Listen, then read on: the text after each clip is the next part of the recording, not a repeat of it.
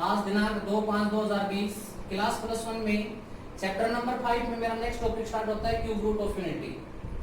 Cube root of unity क्या होती है भाई, ये देखेंगे सबसे पहले। क्यूब रूट ऑफ यूनिटी मतलब नाम से स्पष्ट है, cube root of unity. Unity बोले तो 1 की power 1/3 is equal to x। अब यहाँ पर क्यूब भी कौन बोथ साइड करेंगे तो बोलो कितना हो जाएगा, 1 is equal to x cube और x cube minus 1 is equal to 0।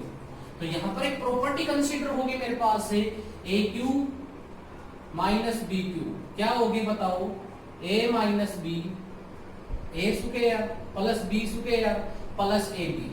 तो क्या होगा बेटा, देखिए x क्यूब माइनस 1 क्या हो जाएगा, x minus 1 x square plus x और प्लस 1।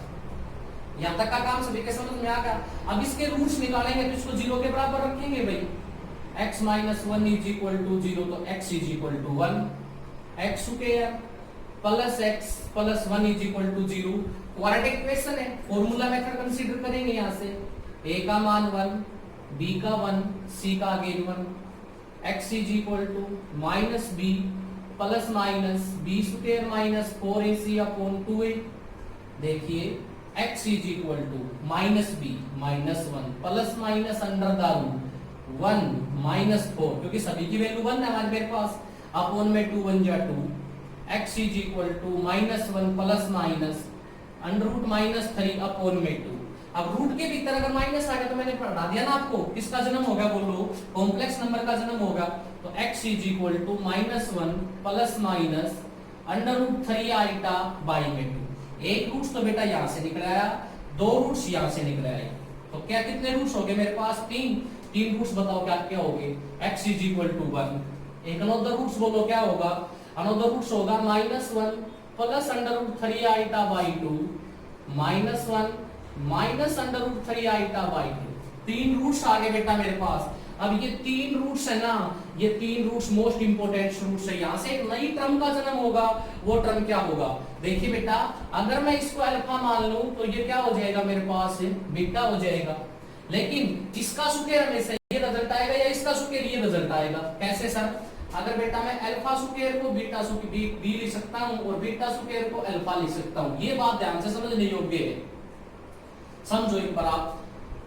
अल्फा का स्क्वायर करो minus 1 plus under root 3 iota by 2 का होल स्क्वायर, तो minus 1 plus under root 3 iota का होल स्क्वायर बाई में 4।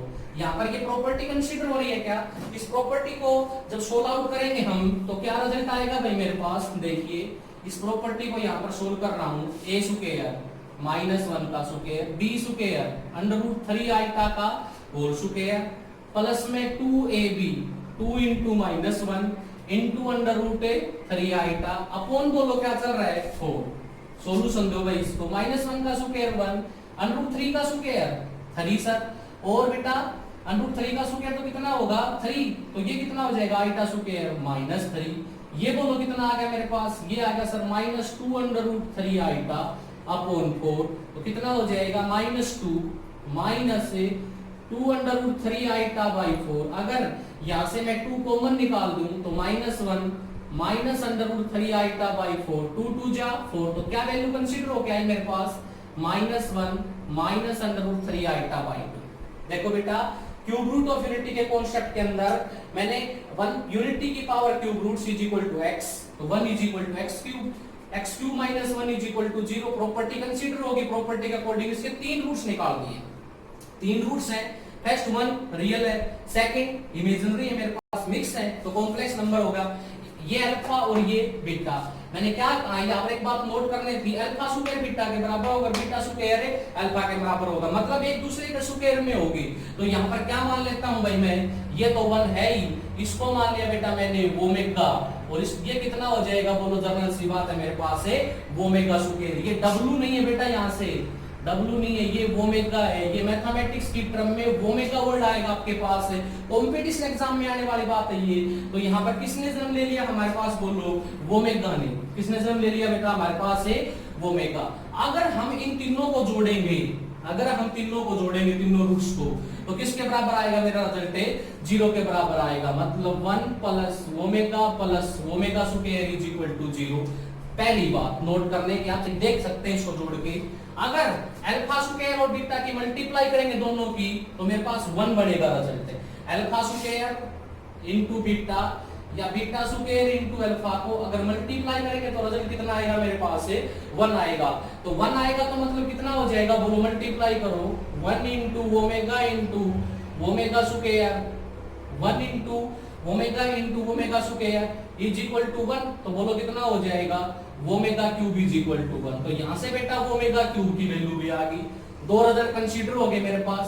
जो मोस्ट इंपोर्टेंट रिजल्ट है, जो आगे जाके बहुत इंपोर्टेंट बातें कंसीडर करेंगे आप लोगों के सामने, तो यहाँ पर एक फॉर्मूला तो कंसीडर होगा, 1 plus omega square is equal to 0 और omega cube is equal to 1। तो ये क्यूब रूट्स ऑफ यूनिटी के 3 रूट्स होते हैं मेरे पास है, जो क्या क्या होते हैं बोलो? First omega 1, second omega, third omega square. आप इसको भी ओमेगा मान सकते हो। ये जरूरी सी बात है, ओमेगा स्क्वायर होगा। क्यों होगा? क्योंकि ये मैंने बता दिया आप लोगों को। मेरा कॉन्सेप्ट समझ में आया सभी को?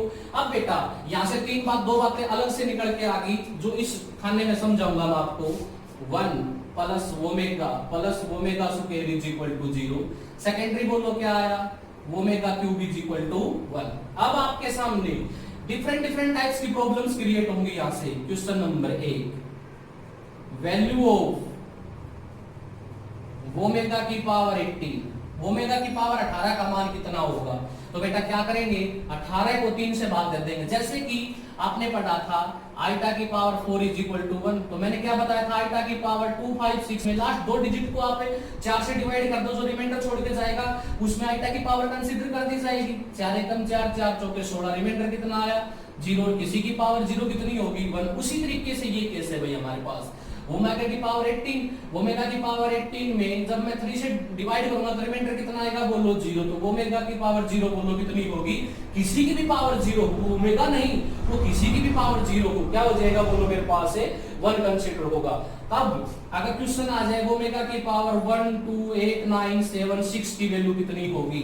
तो बेटा इस प्रकार की प्रॉब्लम्स में आपको प्रॉब्लम मुश्किल नहीं समझना है इसको। ये कॉम्पिटिशन एग्जाम के क्वेश्चन है, बहुत छोटे क्वेश्चन है।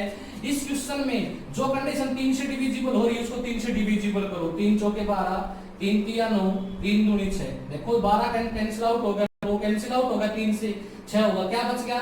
8 और 7 15, दोनों का जोड़ 15। 15 क्या 3 से डिविजिबल होता है? तो बोलो रिमाइंडर कितना आया? 0। तो ओमेगा की पावर 0 कितनी आई?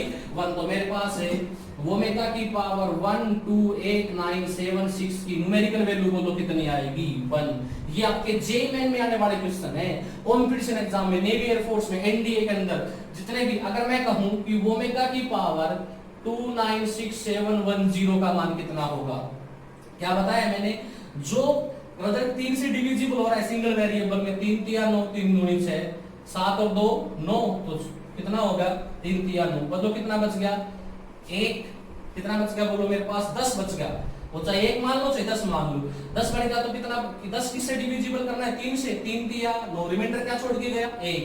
ओमेगा की पावर 1, बोलो ओमेगा की पावर 1 कितना रिजल्ट आएगा मेरे पास? ओमेगा वो ऑप्शन में कंसीडर होगा आपके पास कि 1 आंसर है, ओमेगा स्क्वायर है, या क्या है? ओमेगा क्यूब से ज्यादा वैल्यू होगी तो वो न्यूमेरिकल वैल्यू में आंसर देगी, अन्यथा आंसर हमारे पास 3 चीजों में आएंगे। किस में? 1 में, ओमेगा में, बस, या -1 में। इस प्रकार से कुछ भी आंसर हो सकता है, ऑप्शन के ऊपर डिपेंड होगा। तो बोलो बेटा मेरा आज का टॉपिक छोटा सा टॉपिक था, क्यूब रूट ऑफ यूनिटी। +1 के लिए समझ में आया कि नहीं आया?